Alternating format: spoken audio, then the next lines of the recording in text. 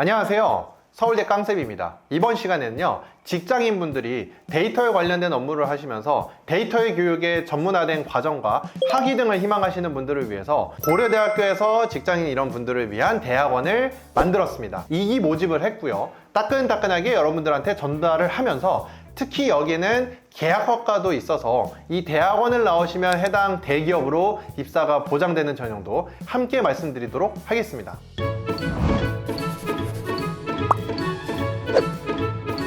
네, 이 화면을 한번 같이 살펴볼게요. 고려대학교 융합데이터과학대학원 2기 석사과정 신입생 모집이라고 되어 있고요. 설명이 아예 나와 있죠. 데이터 관련된 업무를 담당하지만 데이터과학 교육을 받을 기회가 부족하셨나요? 혹은 현재 업무를 유지하면서 4차 산업 역량을 키우고 싶으신가요?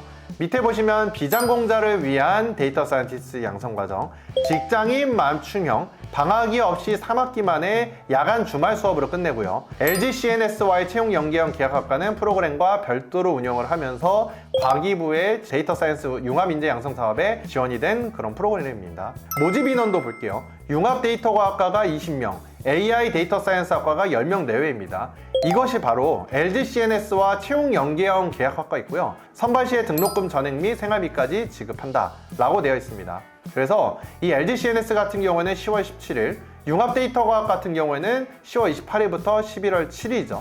그래서 이 앞부분에 있는 거는 올해가 종료가 되었으니 내년으로 한번 살펴보시면 될 것 같고요. 융합데이터과학 같은 경우에는 일정이 맞는다면 이번에 지원을 잘 해보셨으면 좋겠습니다.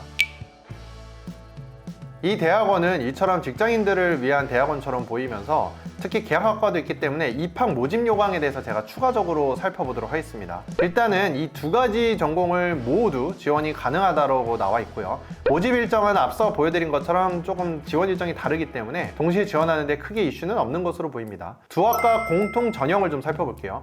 1차는 서류 전형입니다. 그래서 서류 심사 평가 항목에 대해서는 학부 성적, 지원 전공 분야에 대한 전문성, 학업에 대한 의지로 나와 있죠. 그래서 이 대학원의 앞에 설명을 봤다시피 해당 데이터 관련된 직무를 하고 계시나요? 에 대한 부분들은요, 아무래도 지원 전공 분야에 대한 전문성을 좀 살펴볼 수가 있을 것 같고요.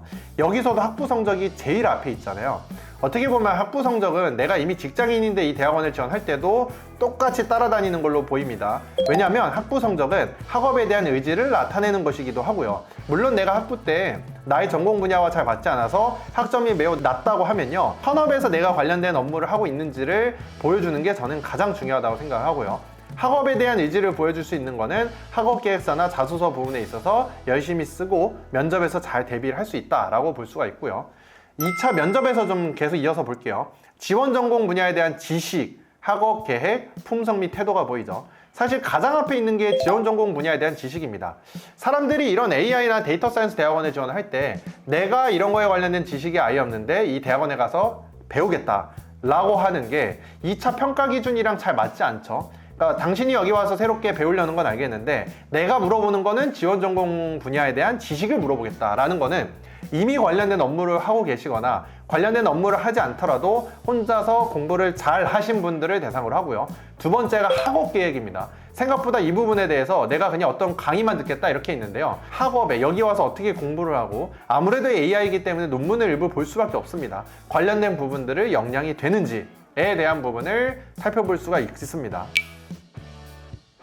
그리고 제출 서류를 한번 같이 살펴보도록 하겠습니다.